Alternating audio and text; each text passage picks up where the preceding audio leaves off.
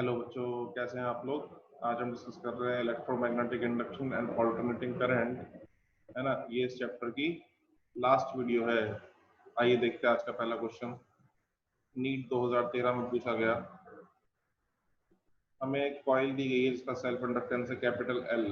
इसको एक बल्ब के साथ जोड़ दिया, है ना।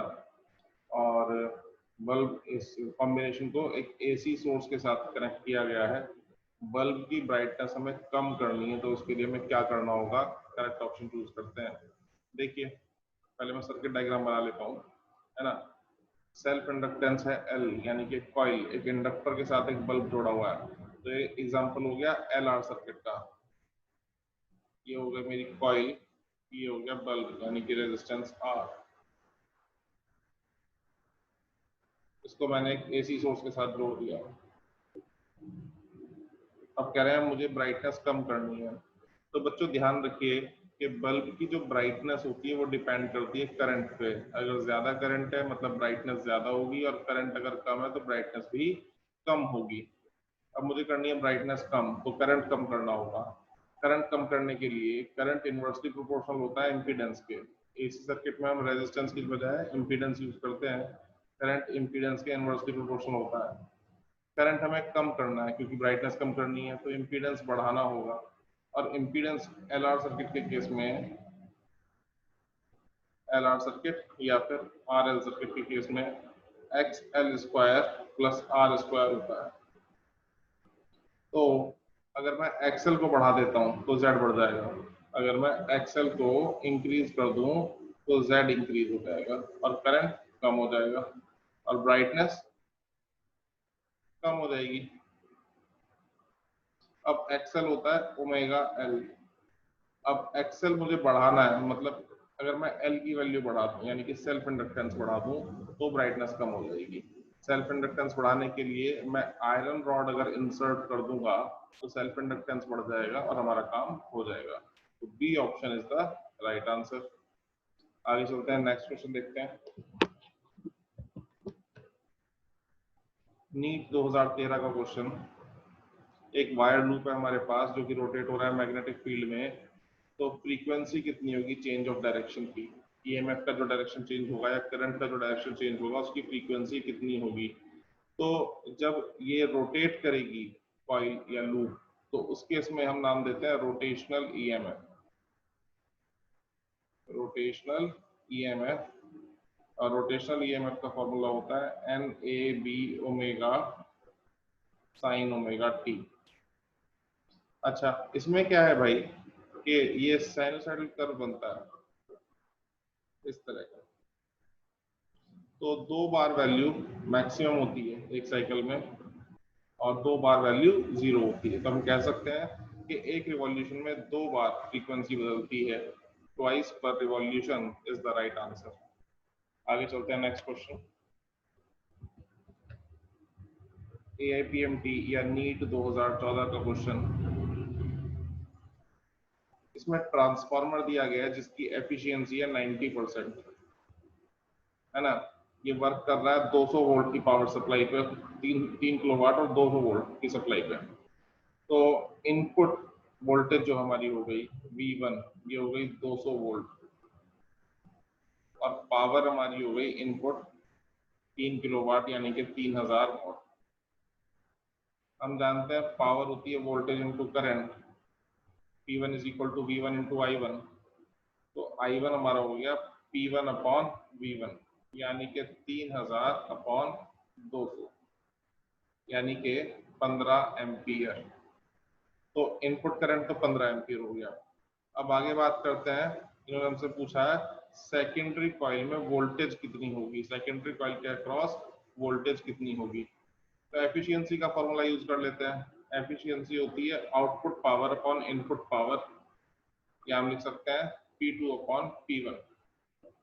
तो P2 is equal to eta times of P1। Solve करेंगे तो P2 यानी कि V2 इंटू I2 ईटा एफिशिएंसी जो कि 90% है इसलिए मैं 0.9 ले लेता हूँ, और P1 मतलब V1 इंटू I1। हमें चाहिए V2 सेकेंडरी कॉइल की वोल्टेज। तो तो V2 की वैल्यू चाहिए, I2 हमें दिया हुआ है 6 एम्पियर, इसकी वैल्यू 0.9, V1 200 वोल्ट और I1 अभी हमने कैलकुलेट किया 15, तो V2 हमारा निकल के आ जाएगा 0.9 इंटू 200 इंटू 15 डिवाइडेड बाय 6। ये सॉल्व हो के आता है 450 वोल्ट, तो 450 volt is the right answer. तो वोल्टेज और करंट की बात करें तो 450 वोल्ट और 15 एम्पियर ऑप्शन सही है, यानी कि B option is the right answer. आगे चलते हैं, नेक्स्ट क्वेश्चन देखते हैं।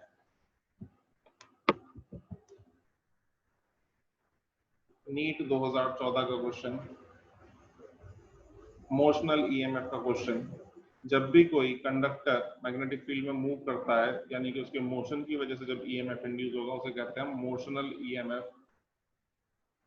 और मोशनल ईएमएफ के लिए फॉर्मूला होता है BLV। एल यहाँ पे डिस्प्लेसमेंट होता है, ना कि डिस्टेंस। तो लेंथ जो है, शॉर्टेस्ट पॉसिबल लेंथ लेंगे दोनों एंड्स के बीच में। ये यहाँ से यहाँ तक रेडियस r और इधर भी रेडियस r, तो टोटल हो गया 2r। लेंथ की जगह हम 2r लेंगे, तो ये हो गया 2r इंटू बी इंटू वी, इतना ईएमएफ इंड्यूस होगा। ऑप्शन मैच करें तो D option is the right answer. आगे चलते हैं, नेक्स्ट क्वेश्चन। नीट 2015 का क्वेश्चन। नीट 2015 में 2 बार एग्जाम हुआ था, एक बार कैंसिल हो गया था, तो एक कैंसिल वाला क्वेश्चन पेपर का क्वेश्चन है।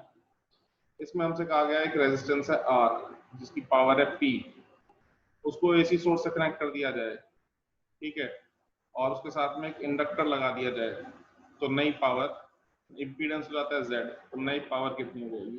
भाई 2 केस बन गए, एक तो केस 1 और एक केस 2। पहले केस 1 की बात करें, जब सिर्फ रेजिस्टेंस जुड़ा हुआ था, when there is only resistor, सिर्फ रेजिस्टेंस है। तो जब सिर्फ रेजिस्टेंस है तो पावर होती है V स्क्वायर अपॉन R, है ना, या V square is equal to PR, कुछ भी लिख सकते हैं। केस 2, जब इंडक्टर आ गया, तो इंडक्टर आ गया, AC सोर्स के साथ कनेक्ट कर दिया, तो पावर हो गई P डैश, और इसके लिए फॉर्मूला होगा VRMS into IRMS into cos phi। cos phi is the power factor. तो P डैश ये हो गया V, IRMS को मैं लिख सकता हूँ V बाय Z, और cos phi R by Z होता है पावर फैक्टर, यानी कि P डैश हो गया V square into R by Z square. अब फर्स्ट इक्वेशन से मुझे दिखाई दे रहा है V स्क्वायर की वैल्यू है PR, तो P डैश की वैल्यू हो जाती है PR into R over Z का स्क्वायर, या P R ओवर Z का होल स्क्वायर।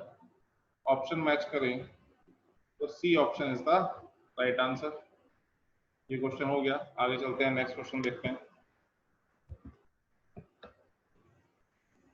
नीट 2015 का क्वेश्चन, इसमें एक सर्कुलर लूप दिया गया है हमें, और एक करंट इलेक्ट्रॉन मूव कराया जा रहा है इस कॉइल के नजदीक या लूप के नजदीक।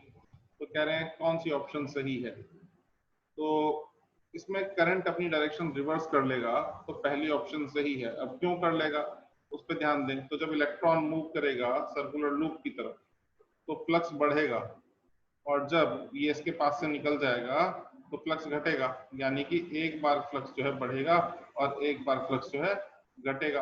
जब नजदीक आएगा तो फ्लक्स बढ़ेगा, और जब निकल जाएगा तो फ्लक्स घटेगा, यानी कि फ्लक्स का नेचर, फ्लक्स का जो चेंज है उसका नेचर अपोजिट हो गया। एक बार फ्लक्स इंक्रीजिंग नेचर का है, एक बार फ्लक्स डिक्रीजिंग नेचर का है। तो क्योंकि फ्लक्स का नेचर बदल रहा है, इसलिए करंट का नेचर भी बदलेगा, करंट का डायरेक्शन बदलेगा। तो पहला ऑप्शन सही है। आगे चलते हैं, नेक्स्ट क्वेश्चन। एक आरसी सर्किट में दिया हुआ है जिसमें रेजिस्टर और कैपेसिटर लगाए हुए हैं, एक रेजिस्टेंस और एक कैपेसिटर। इसको एसी सोर्स के साथ जोड़ दिया। दो सिचुएशन हमें दे दी गई। पहले केस में इसमें एयर थी, कैपेसिटर के अंदर थी एयर, थोड़ी देर बाद इसमें माइका भर दी गई, माइका मतलब डाइलेक्ट्रिक कांस्टेंट डाल दिया गया के। इससे क्या होगा, डाइलेक्ट्रिक कांस्टेंट डालने से कैपेसिटेंस बढ़ जाएगा। अब कैपेसिटेंस बढ़ेगा तो रिएक्टेंस कम हो जाएगा, क्योंकि कैपेसिटिव रिएक्टेंस होता है 1/ओमेगा c। क्योंकि c की वैल्यू बढ़ा रहे हैं हम माइका भर के, xc की वैल्यू कम हो रही है, और xc की वैल्यू कम हो रही है तो z की वैल्यू कम हो जाएगी, क्योंकि z होता है r² प्लस xc² और इसका अंडर रूट। अब xc की वैल्यू कम हो रही है तो जाहिर सी बात है z की वैल्यू भी कम हो जाएगी, z की वैल्यू कम हो जाएगी तो करंट की वैल्यू बढ़ जाएगी, करंट की वैल्यू बढ़ जाएगी तो फिर क्या होगा, वोल्टेज की वैल्यू भी बढ़ जाएगी, ज्यादा करंट मतलब ज्यादा वोल्टेज। ठीक है, तो हम कह सकते हैं कि D option is the right answer. आगे चलते हैं, नेक्स्ट क्वेश्चन देखते हैं। एक लॉन्ग सोलेनॉइड दिया गया है जिसके अंदर 1000 टर्न्स हैं, नीट 2016 का क्वेश्चन है। अच्छा, और ईच टर्न का फ्लक्स, यहाँ ईच टर्न बड़ा इंपॉर्टेंट है स्टूडेंट्स, ध्यान दीजिएगा। पूरे सोलेनॉइड के लिए फ्लक्स नहीं दिया हमें, एक टर्न के लिए फ्लक्स दिया हुआ है। ठीक है, अच्छा तो हम टोटल फ्लक्स निकाल लेंगे। टोटल फ्लक्स जो होगा वो number of turns into flux for each turn, इससे निकाल सकते हैं। टोटल नंबर ऑफ टर्न्स है 1000, एक टर्न का फ्लक्स है 4 × 10⁻³ तो टोटल फ्लक्स हो गया 4 वेबर। अच्छा, अब हमसे ये कह रहे हैं करंट जो इसमें फ्लो कराया गया वो है 4 एम्पियर का, तो सेल्फ इंडक्टेंस कितना होगा। अब L होता है π/I, क्योंकि पाई होता है Li, L की वैल्यू होगी π/I, यानी कि 4/4 यानी कि 1 हेनरी। आंसर होगा 1 henry, B option is the correct answer. आगे चलते हैं, नेक्स्ट क्वेश्चन देखते हैं। स्मॉल सिग्नल वोल्टेज, वोल्टेज दी हुई है हमें, साइनोसाइडल वोल्टेज है V0 sin ω t, यानी कि अल्टरनेटिंग वोल्टेज है। इसको एक आइडियल कैपेसिटर के अक्रॉस अप्लाई किया जा रहा है, तो हमसे कह रहे हैं कौन सा ऑप्शन सही होगा। तो कैपेसिटर में हमें पता है कि करंट लीड करता है, current leads the voltage by π/2 या 90 डिग्री। तो पहला ऑप्शन कह रहा है दोनों सेम फेज में रहेंगे, तो गलत हो गया, सेम फेज में तो रहेंगे नहीं। दूसरा ऑप्शन कह रहा है करंट लीड करेगा, लेकिन इसमें कहा है 180 डिग्री लीड करेगा, 180 डिग्री, हम जानते हैं 90 डिग्री लीड करता है, तो ये जो है सेकंड ऑप्शन भी गलत हो गया। तीसरा ऑप्शन करंट लैग करेगा, करंट कभी लैग करता ही नहीं कैपेसिटर में, हमेशा लीड करता है, तो तीसरा ऑप्शन भी गलत। चौथे ऑप्शन की बात करें, over full cycle capacitor does not consume any energy, ये बात बिल्कुल सही है, तो D option is the right answer. क्यों सही है इसको भी समझ लेते हैं जरा एक बार, कि भाई यहाँ पे फेज डिफरेंस जो आ गया पाई हो गया 90 डिग्री, और पावर जो होती है या एनर्जी कंज्यूम जो होती है वो होती है VRMS into IRMS into cos पाई, जिसकी वैल्यू हम यहाँ लेंगे 90 डिग्री। तो VRMS into IRMS into cos 90 की वैल्यू 0, तो पावर कंज्यूम 0, यानी कि एक आइडियल कैपेसिटर कभी पावर कंज्यूम नहीं करता, पावर कंज्यूम नहीं करता या फिर एनर्जी कंज्यूम नहीं करता, दोनों ही स्टेटमेंट सही हैं, तो इसलिए D option is the right answer. आगे चलते हैं, नेक्स्ट क्वेश्चन देखते हैं। नीट 2016 का क्वेश्चन, इसमें एक इंडक्टर दिया गया है जिसकी वैल्यू है, इंडक्टेंस है 20 मिली हेनरी, कैपेसिटर का कैपेसिटेंस दे दिया 50 माइक्रोफैरड, और एक रेजिस्टर भी है जिसका रेजिस्टेंस है 40 हेनरी, यानी LCR सर्किट की बात कर रहे हैं। वोल्टेज के लिए इक्वेशन दे दी गई 10 sin 340 t। पावर लॉस हमसे पूछा है, तो कैलकुलेशन बेस्ड क्वेश्चन है, कैलकुलेट करना पड़ेगा, है ना। तो देखते हैं, पावर लॉस निकालने के लिए VRMS into IRMS into cos phi. अच्छा, अब इसमें हम यहाँ लिख सकते हैं VRMS, और इसको लिख सकते हैं IRMS को VRMS अपॉन Z, इसको लिख सकते हैं R अपॉन Z। तो Z हमें कैलकुलेट करना पड़ेगा, Z कैलकुलेट कर लेते हैं। Z होता है हमारा XC माइनस XL का स्क्वायर प्लस R² और इसका होल का अंडर रूट। XC आ जाएगा 1/ओमेगा c करके, XL आ जाएगा ओमेगा L से, और R तो डायरेक्टली दिया हुआ है, R की वैल्यू 40 ओम। 1/ओमेगा c। ये जो इक्वेशन में 340 लिखा हुआ है ये ओमेगा को रिप्रेजेंट कर रहा है, ओमेगा की वैल्यू 340 हो गई, तो 1/340 इंटू 50 इंटू 10 की पावर -6।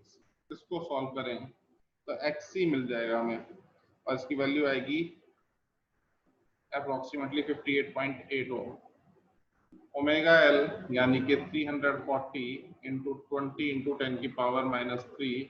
इसको सॉल्व करें तो इंडक्टिव रिएक्टेंस हमें मिल जाता है जिसकी वैल्यू आती है 6.8 ओम।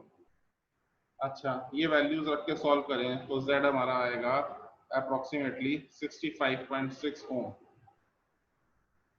बस कैलकुलेशन बेस्ड क्वेश्चन है और कैलकुलेशन बहुत लेंथी दी हुई है इसमें, जनरली इस तरह के क्वेश्चन आते नहीं। VRMS जो इक्वेशन में सबसे पहली वैल्यू होती है मैक्सिमम वोल्टेज होती है 10, इसको VRMS में कन्वर्ट कर सकते हैं बाय √2 करके। VRMS होता है, VRMS जो होता है वो होता है V नॉट बाय √2, यानी कि यहाँ हो गया 10 बाय √2। तो 10 by √2 into 10 by √2 into R by Z square. R हमारा है 40 और Z की वैल्यू हमारी आ रही है 65.6। ये अप्रोक्सीमेटली 0.5 वॉट आएगा, तो C option is the right answer. बहुत ज्यादा लेंथी और कैलकुलेशन बेस्ड क्वेश्चन है, जनरली इस तरह के क्वेश्चन बनते नहीं है, कोई रेयरली बन जाता है। आगे चलते हैं, नेक्स्ट क्वेश्चन देखते हैं बेटा। नीट 2016 का सेकंड फेज का क्वेश्चन। पोटेंशियल डिफरेंसेस दिए हुए हैं हमें रेजिस्टर, कैपेसिटर और इंडक्टर के अक्रॉस। रेजिस्टर के अक्रॉस 80, कैपेसिटर के अक्रॉस 40 और इंडक्टर के अक्रॉस 100। अच्छा, यानी कि वोल्टेज जो दी गई वो रेजिस्टर के अक्रॉस तो है 80 वोल्ट, कैपेसिटर के अक्रॉस है 40 वोल्ट और इंडक्टर के अक्रॉस है 100 वोल्ट। अच्छा, हमसे पूछ रहे हैं पावर फैक्टर। पावर फैक्टर जो होता है cos पाई, कई बार मैं बता चुका हूं आप लोगों को, इसको मैं R बाय Z भी लिख सकता हूं, है ना, या voltage across resistor upon resultant voltage भी मैं इसको लिख सकता हूं। कुछ बच्चे कहेंगे कैसे भाई, ऊपर नीचे करंट की मल्टीप्लाई कर दो तो ये IR अपॉन IZ हो गया ना। IR मतलब वोल्टेज अक्रॉस रेजिस्टर और IZ मतलब रिजल्टेंट वोल्टेज। तो अब देखते हैं जरा, रिजल्टेंट वोल्टेज निकालते हैं। इन LCR सर्किट जो रिजल्टेंट वोल्टेज होती है V रिजल्टेंट, उसके लिए फॉर्मूला होता है VL माइनस VC का स्क्वायर प्लस VR का स्क्वायर और फिर रूट। तो ये हो गया 100 माइनस 40 का स्क्वायर प्लस 80 का स्क्वायर रूट, ये हो गया 60 का स्क्वायर प्लस 80 का स्क्वायर रूट, ये आएगा हमारा 100 वोल्ट।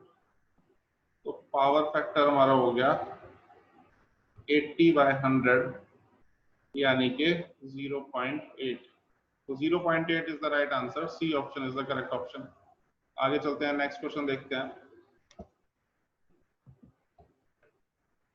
दो सर्कुलर लूप दिए हैं इस क्वेश्चन में, ये भी नीट 2016 का क्वेश्चन है। दो सर्कुलर लूप दिए हुए हैं, एक के अंदर मैग्नेटिक फील्ड चेंज हो रहा है, दूसरे के अंदर नहीं हो रहा। तो पूछ रहे हैं कौन से लूप में ईएमएफ इंड्यूस होगा, कौन से में नहीं। जाहिर सी बात है, जिसका फ्लक्स बदलेगा उसके अंदर ईएमएफ आएगा, जिसका फ्लक्स नहीं बदलेगा उसके अंदर ईएमएफ नहीं आएगा। पहले वाले का फ्लक्स बदल रहा है तो पहले वाले के अंदर ईएमएफ आएगा, दूसरे वाले के अंदर नहीं आएगा।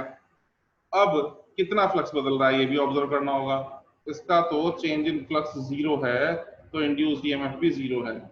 इसकी बात करें तो इंड्यूस्ड ईएमएफ होता है -d∅dt।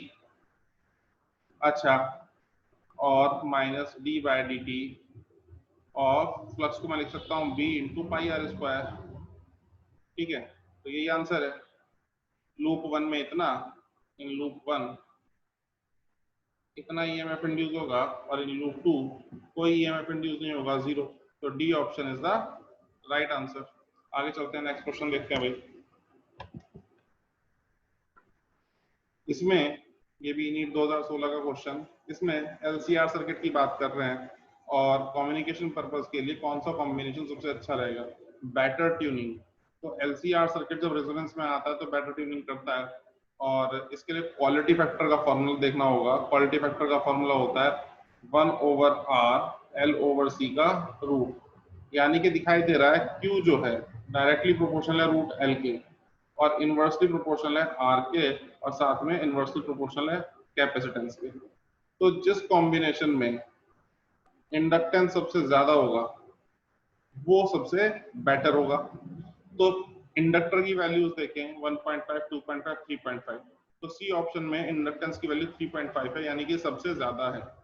अच्छा, तो ये हमारा ऑप्शन हो सकता है। आर और सी की वैल्यू पे ध्यान दें तो आर और सी इनवर्सली प्रोपोर्शनल है क्वालिटी फैक्टर के, यानी कि आर और सी रेजिस्टर और कैपेसिटर जितने कम होंगे उतनी अच्छी ट्यूनिंग होगी।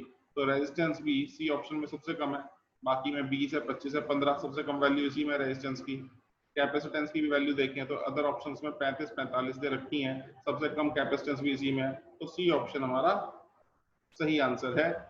सी ऑप्शन में इंडक्टेंस सबसे ज्यादा है, रेजिस्टेंस और कैपेसिटेंस सबसे कम है, तो इसी कॉम्बिनेशन के लिए ट्यूनिंग सबसे अच्छी होगी। आगे चलते हैं नेक्स्ट क्वेश्चन। नीट 2017 का क्वेश्चन, एक सर्किट डायग्राम हमें दिया है, पूछ रहे हैं कितना करंट फ्लो होगा जैसे ही हम स्विच को क्लोज करते हैं। तो जैसे ही हम स्विच को क्लोज करते हैं, ये मैं पहले भी डिस्कस कर चुका हूं आप लोगों के साथ, just after the switch is closed, just after the switch is closed, इस तरह से अगर आपको लिखा मिलता है या t इज इक्वल टू 0 आपको लिखा मिलता है, तो मैं बता दूं इंडक्टर जो है ये मैक्सिमम रेजिस्टेंस ऑफर करता है, ऑफर्स मैक्सिमम रेजिस्टेंस, या कह सकते हैं इनफाइनाइट रेजिस्टेंस ऑफर करता है। तो करंट फ्लो नहीं होगा, यानी कि जिस भी ब्रांच में इंडक्टर कनेक्टेड है उससे करंट फ्लो नहीं होगा। इस ब्रांच का होना ना होना एक बराबर, इस ब्रांच का होना ना होना एक बराबर। और कैपेसिटर जो है इसमें करंट पास नहीं होगा, मतलब कैपेसिटर की बात करूं तो कैपेसिटर ऑफर करता है जीरो रेजिस्टेंस। कैपेसिटर कोई रेजिस्टेंस ऑफर नहीं करेगा, तो करंट फ्रीली फ्लो हो जाएगा। नेट रेजिस्टेंस हो गया इस ब्रांच में आर और इस ब्रांच में आर, दोनों पैरेलल में आ गए, तो आर इक्विवेलेंट हो गया R/2, यानी कि 9/2, यानी कि 4.5 ओम। अब करंट की बात कर रहे हैं तो EMF अपॉन नेट रेजिस्टेंस, यानी कि 18/4.5, यानी कि ये हो गया हमारा 4 एम्पियर। 4 एम्पियर ऑप्शन में नहीं है, तो ये क्वेश्चन गलत है भाई, है ना। सारी ऑप्शन कोई भी सूटेबल ऑप्शन नहीं है, आंसर इज 4 एम्पियर। आगे चलते हैं, नेक्स्ट क्वेश्चन देखते हैं। इस क्वेश्चन में नीट 2017 का क्वेश्चन है। इस क्वेश्चन में हमें कितना चार्ज फ्लो हुआ सर्किट से वो बताना है।